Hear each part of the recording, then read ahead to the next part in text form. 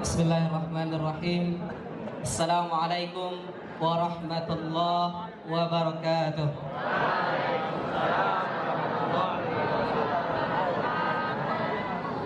Innal hamdalillah nahmaduhu wa nasta'inuhu wa nastahdih wa na'udzu billahi min sururi anfusina wa sayyiati a'malina.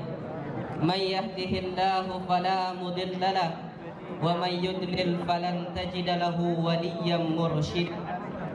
Ashhadu an la ilaha illallah wahdahu la syarika lah wa ashhadu anna Muhammadan abduhu wa rasuluh la nabiyya wa la rasula ba'dah.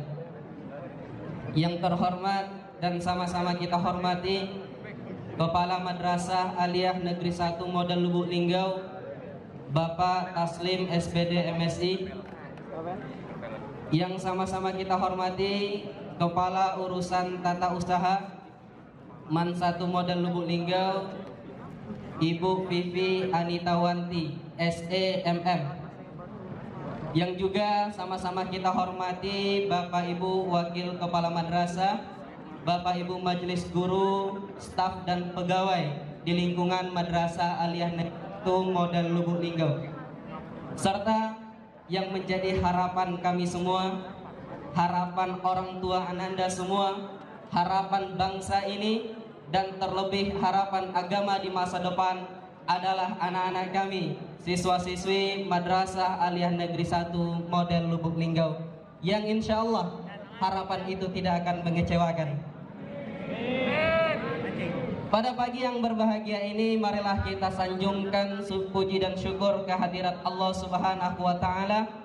Allah kokohkan iman yang ada di dalam jiwa, sehingga itu mengantarkan kita hadir ke halaman madrasah ini untuk memenuhi di antara kewajiban kita, bahwasanya Rasul mengatakan menuntut ilmu itu wajib hukumnya bagi setiap muslim.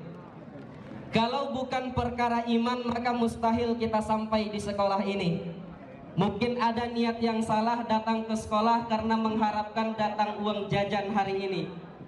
Karena kalau nggak sekolah nggak dikasih uang jajan, maka perbarui niat datang ke sekolah untuk menuntut ilmu, menunaikan kewajiban, dan inilah nikmat terbesar, nikmat iman yang layak kita syukuri. Salawat dan salam kita sanjungkan, kita doakan semoga selalu tercurahkan kepada Nabi kita Muhammad sallallahu alaihi wasallam. Allahumma salli ala sayyidina Muhammad wa ala ali sayyidina Muhammad. Assalamu alayka ya Rasulullah. Assalamu alayka ya Nabi Allah. Bapak Ibu Majelis Guru dan anak-anak kami yang insyaallah dirahmati oleh Allah Subhanahu wa Ta'ala.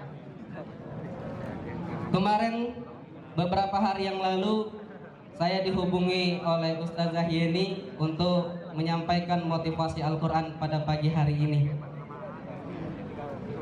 Tadi Ustazah Yeni sudah menyampaikan kepada kita bagaimana keutamaan bagi seorang sahibil Quran, seorang yang dekat dengan Al-Quran, baik itu penghafal, mempelajari, atau hanya sekedar membaca. Keutamaan-keutamaannya dijanjikan begitu besar oleh Allah Subhanahu wa Ta'ala melalui lisan Rasulullah Sallallahu Alaihi Wasallam. Namun pada pagi hari ini tadi juga Kepala Madrasah kita Bapak Taslim menyampaikan sebuah berita bahwa ada di antara ananda sekalian yang tidak menjaga nama baik madrasah di luar. Sebelum kita masuk kepada motivasi Al-Quran, saya tidak ingin menyampaikan tentang hukum merokok. Biarlah para ulama yang menyelesaikan itu. Tapi saya ingin menyampaikan gambaran tentang rokok itu. Pertama, jika ananda semua ini nanti setelah berkeluarga, punya anak di usia sekolah, lalu dengan santainya merokok di hadapan ananda, bagaimana perasaan ananda? Bayangkan anak 5 tahun di depan ananda berdiri, wah ngerokok, dan itu adalah anak ananda sendiri. Satu. Yang kedua, rokok itu identik dengan sesuatu yang buruk. Identik dengan sesuatu yang buruk. Bagi yang perokok, ada tidak yang pernah bawa nasi, kalau nak missing itu bawa nasi, ngambil nasi, bawa ke toilet makan sambil missing? Ada tak? Tapi bagi perokok, nggak bawa rokok ke WC itu seperti ada yang kurang. Nah, berarti rokok identik dengan sesuatu yang buruk. Minuman keras atau miras yang haram jelas-jelas disebut di dalam Al-Quran, itu hanya memiliki 700 zat beracun. Rokok ada 2400 zat beracun. Terakhir, rokok itu tasyabbuh dengan setan. Rokok itu tasyabbuh dengan setan, menyerupai setan. Hadis Nabi mengatakan, setan setiap perjalanannya di tangannya ada api yang selalu menyala. Tak ubahnya seorang perokok yang di tangannya selalu menyala api. Nah, kalau masalah hukum jangan tanya saya bukan ulama. Hanya memberikan gambaran. Silakan dipertimbangkan lagi untuk melanjutkan rokok. Baik, anak-anak sekalian yang insya Allah dirahmati Allah Subhanahu wa Ta'ala, dan juga yang merokok insya Allah akan segera berhenti merokok. Amin. Pada pagi hari ini, adapun motivasi yang akan kita ambil dari Al-Quran, dari 6.236 ayat yang ada di dalam Al-Quran, kita akan mengambil satu kata saja, yaitu al-insan. Apa arti al-insan? Manusia. Al-insan, akar katanya ada 3. Yang pertama anasa, yang kedua annasa, yang ketiga nasia. Ya. Anasa, annasa, nasia. Di antara yang 3 ini, kata nasia berarti pelupa. Artinya manusia kalau tidak memiliki sifat lupa berarti bukan manusia. Yang gak manusia juga adalah yang selalu lupa. Nah. Oke, kita ulangi. Manusia yang tidak memiliki sifat lupa bukan manusia, tetapi yang selalu lupa juga bukan manusia. Kenapa ini yang kita ambil? Karena guru-guru kita yang ada di depan ini sering kewalahan. Pas mengumpul tugas, alasannya apa, Pak? Lupa. Nah, lupa itu yang berkepanjangan tidak ada obatnya kecuali kematian. Lupa yang berkepanjangan tidak ada obatnya kecuali kematian. Contoh, ada atlet renang. Coba nyebur ke dalam kolam, lupa lagi untuk muncul ke permukaan.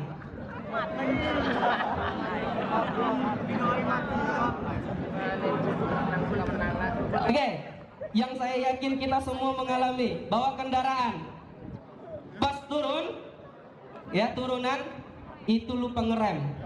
Nah, apa obatnya? Kematian.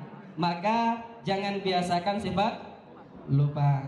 Kadang tidak lupa itu, Pak, hanya untuk menutupi kesalahan, ngomongnya lupa. Anak-anak sekalian, nanti di akhirat, akhir kita di mana? Surga neraka? Yakin masuk surga? Yakin, alhamdulillah. Yang nggak yakin masuk surga, nah, ubah niatnya hari ini, yakin masuk surga. Terlepas nanti dihitung dulu di neraka itu urusan lain. Nah, yakin dulu masuk surga. Yakin masuk surga? Tapi ingat nak, walaupun nanti masuk surga, nanti kita disiksa di neraka hanya 1 hari. Karena Bapak dengar ada anak-anak yang kelas 12 itu ketika Bapak lewat ngomongnya, alah masuk, paling nanti kita kan masuk surga juga. Tapi kalau sehari 2 hari di neraka tak apalah gitu kan. Oke, Nabi pesan seperti ini.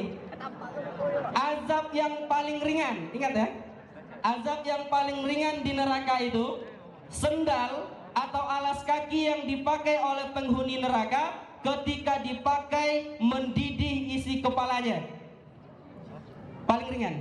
Sendal dipakai, lalu setelah dipakai mendidih isi kepala, itu azab yang paling ringan. Maka timbang-timbang lagi untuk transit nanti di neraka. Nah, anak-anak sekalian, karena pada hari itu lupa itu tidak lagi diterima alasannya. Kata Allah dalam surat As-Sajdah, walau tara idil mujrimuna nakisu ru'usihim inda rabbihim rabbana absarna wasami'na farji'na na'mal salihan inna muqinun. Pada hari nanti kita dihitung, kita akan menghadap kepada Allah. Orang-orang mujrim. Mujrim itu apa? Mujrim itu orang yang galak lupa. Bahasa lainnya itu pendosa. Kenapa orang banyak berbuat dosa? Karena lupa. Orang-orang mujrim atau orang-orang pendosa yang diantaranya orang yang sering lupa itu akan datang menghadap Allah dalam keadaan tertunduk malu, sambil berkata apa? Rabbana, ya Tuhan kami, absarna, telah kami lihat hari ini apa yang akan kami terima dari perbuatan kami di dunia. Wasami'na, telah kami dengar hari ini apa yang akan kami terima hasil dari perbuatan kami di dunia. Farji'na, kembalikan kami ke dunia. Na'mal salihan, kami akan beramal soleh. Inna muqinun, sekarang kami baru yakin. Tapi nak, penyesalan di hari itu tidak seperti penyesalan kalian ketika akan menerima nomor di waktu menjelang ujian. Kalau kalian menyesal karena nomor ujian kalian ditahan oleh bapak dan ibu guru, itu masih bisa diselesaikan. Kumpulkan tugas atau minimal ada perjanjian dengan guru, setelah ujian tugasnya dikumpul. Tapi hari itu nak, Allah gak dengar lagi alasan kalian. Allah gak dengar lagi alasan kita. Maka dari itu sebelum terlambat, belum sudah waktunya bagi kita untuk memperbaiki diri. Anak-anakku sekalian, seorang Anna, ya, beliau ini seorang filosof Jerman, murid dari Martin. Beliau mengatakan bahwasanya sifat lupa itu hanya alasan yang dimiliki manusia ketika dia tidak mampu untuk bertarung dalam kehidupan. Lupa adalah alasan yang dijadikan manusia ketika ia tidak mampu bersaing dengan orang lain. Maka ketika hidup di masa yang sekarang, yang semuanya serba persaingan, jika kalian sering lupa, kalian akan selalu tertinggal. Karena lupa inilah, maka para ulama banyak membuat syair. Di antaranya syair yang disampaikan adalah, nanti di akhirat akan datang orang-orang gerombolan para pelupa. Lalu mereka menghadap Allah agar diberi toleransi untuk masuk surga, karena lupa diciptakan oleh Allah Subhanahu wa ta'ala. Lalu Allah katakan, kalau begitu kenapa kau enggak lupa mati juga? Anak-anakku sekalian, maka dari itu, karena sifat mendasar manusia itu nasia, yang berarti lupa, bukan berarti lupa itu adalah sesuatu yang wajar secara berkepanjangan. Lupa sekali dua kali itu hal yang termaafkan. Tetapi jika lupa di seluruh kegiatan, lupa mengerjakan tugas di seluruh mapel, lupa menaati tata tertib setiap hari, maka itu bukan lagi manusia. Karena Allah mengatakan bahwasanya walaqad zara'na li jahannama katsiran minal jinni wal ins. Sungguh akan kami padati neraka jahanam itu dari kebanyakan jin dan manusia. Siapa mereka? 1, punya hati. 2, punya telinga. 3, punya mata. Tapi hati, telinga, dan mata tidak dipergunakan untuk menaati Allah Subhanahu wa ta'ala. Ulaika kal an'am. Mereka yang punya hati, mata, dan telinga tapi tidak dipergunakan untuk taat kepada Allah, ulaika kal an'am, serupa dengan binatang ternak. Belum selesai, balhum adal, bahkan lebih parah dari binatang ternak. Oke, anak-anakku sekalian, Bapak berasal dari Kabupaten Agam, tetangganya Padang Pariaman. Padang Pariaman itu banyak kebun kelapa.